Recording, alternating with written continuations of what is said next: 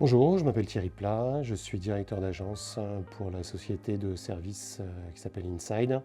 Donc je suis responsable de deux agences, celle de Lyon et celle de Clermont-Ferrand. Inside est une société de services spécialisée dans les métiers de l'infra, dans les métiers du digital et dans toutes les phases amont des projets en termes de pilotage, assistance à maîtrise d'ouvrage.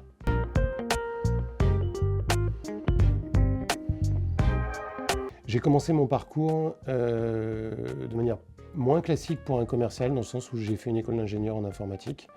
Mes 10 premières années de mon parcours ont été comme opérationnel, comme consultant en mission chez les clients. D'abord autour du développement, et puis j'ai ensuite évolué vers des postes de manager de projet, donc chef de projet et directeur de projet.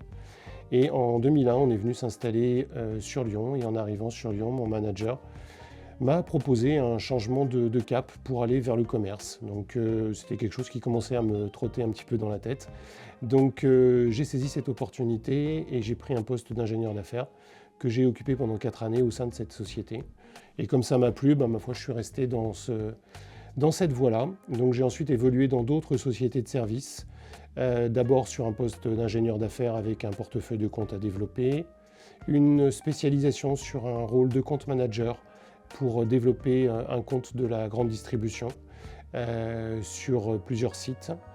Et j'ai ensuite pris une responsabilité d'agence pour finalement, donc, en rejoignant Inside, prendre ce poste de directeur d'agence.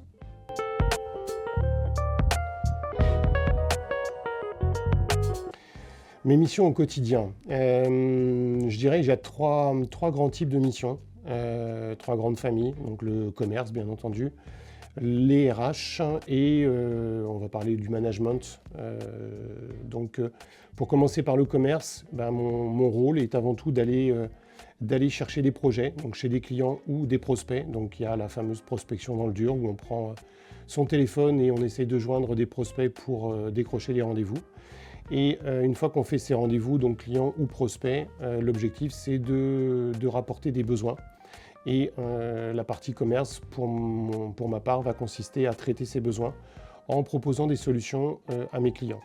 Donc ces solutions, ça peut être des profils, ça peut être de monter des projets pour eux. Sur la partie commerce, une fois qu'on a envoyé la proposition, il y a une partie closing, donc il faut suivre ces appels d'offres, rester au contact des clients et faire le maximum pour signer les affaires. Donc ça c'est la partie commerce. Il y a l'aspect foisonnement au sein des clients, donc aller rencontrer d'autres interlocuteurs pour aller toujours en amont, détecter des nouveaux besoins, les instruire pour développer notre activité au sein des clients ouverts.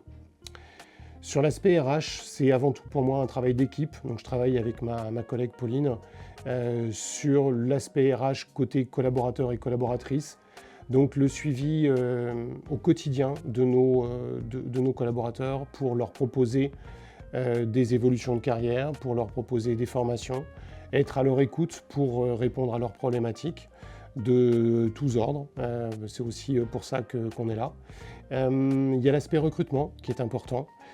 Donc là aussi, c'est travailler avec ma collègue pour identifier les profils que l'on recherche par rapport aux besoins de nos clients ou de nos prospects, faire des rendez-vous pour qualifier ces besoins et puis proposer à ces candidats, quand on les a validés, elle et moi, leur proposer des embauches, donc soit sur profil.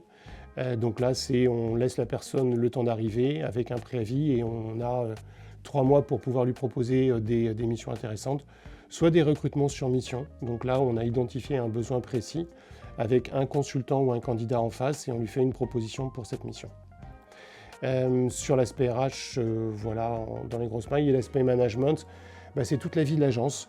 Donc c'est de la gestion, c'est travailler sur le budget, travailler sur le reforecast, donc chaque mois, se poser autour de la feuille et voir où est-ce qu'on se situe par rapport à l'atterrissage et ajuster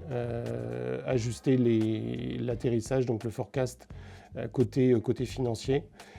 C'est suivre avec l'administration des ventes l'aspect facturation, relancer les clients, parce qu'il arrive aussi que les clients ne payent pas en temps et en heure. Donc voilà, il faut être à l'écoute de nos clients pour essayer de comprendre pourquoi ça coince et puis obtenir le paiement de ces factures. Et puis voilà, c'est un traitement au quotidien avec d'autres collègues pour le fonctionnement interagence et fluidifier les relations entre les agences.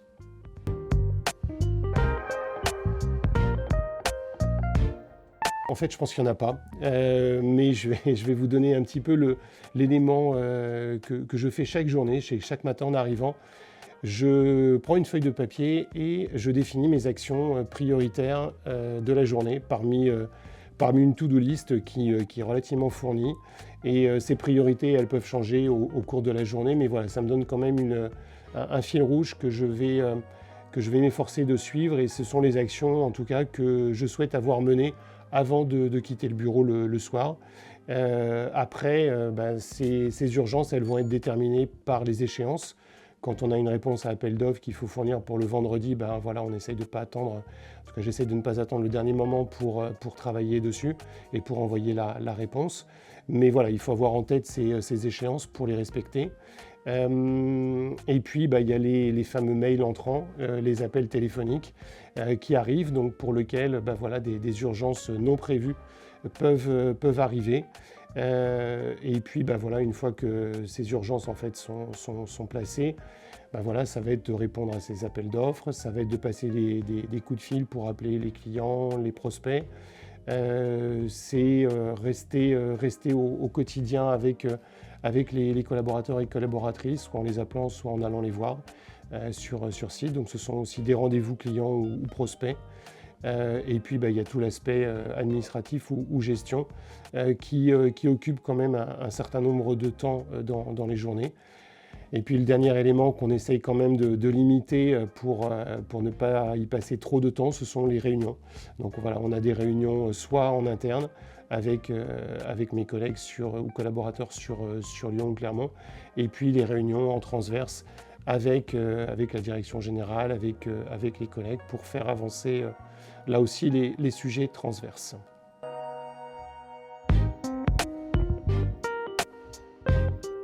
Alors les compétences indispensables, je vais commencer par l'écoute. Donc l'écoute des clients et des prospects. Pour bien appréhender un besoin, il faut prendre le temps d'écouter son client, exprimer son besoin, ses attentes, ce qui n'est pas forcément précisé dans un cahier des charges, voilà, pour être en capacité de proposer la bonne solution à ce client. Il faut faire preuve d'écoute aussi vis-à-vis des collaborateurs et collaboratrices, d'écoute et d'empathie pour comprendre leurs problématiques quand ils reviennent vers vous et être en capacité de les entendre et de leur proposer la bonne solution. Le sens de l'organisation, comme je vous l'indiquais, effectivement, les priorités peuvent changer.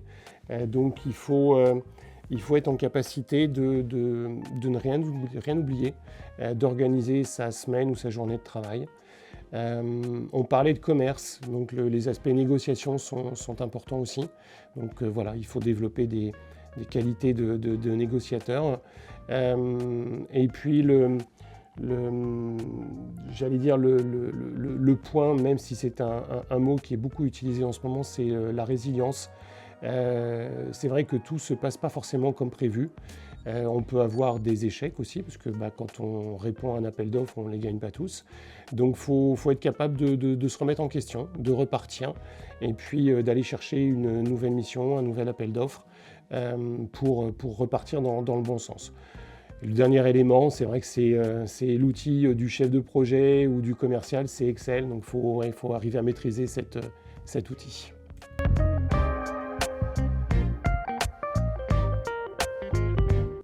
Alors, je vais plus m'appuyer sur ce qui m'a guidé pendant mes années d'expérience.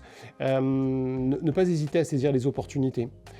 C'est vrai que quand je suis arrivé sur Lyon et que mon manager m'a dit « Thierry, j'ai une nouvelle opportunité à te proposer. Je venais pour être directeur de projet. » Il m'a dit « Voilà, j'ai un poste d'ingénieur d'affaires qui s'ouvre. Qu'est-ce que tu en penses ?»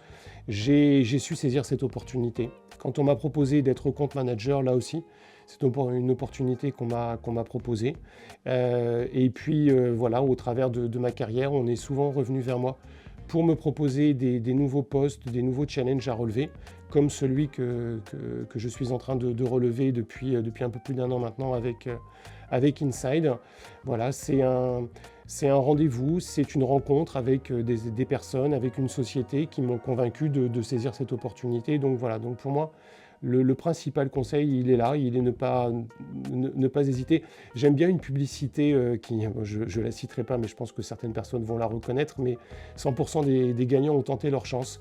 Et je trouve que c'est côté commerce ou côté carrière, c'est un élément que j'aime bien et que je voudrais, que j'ai toujours en tête par rapport à tout ça.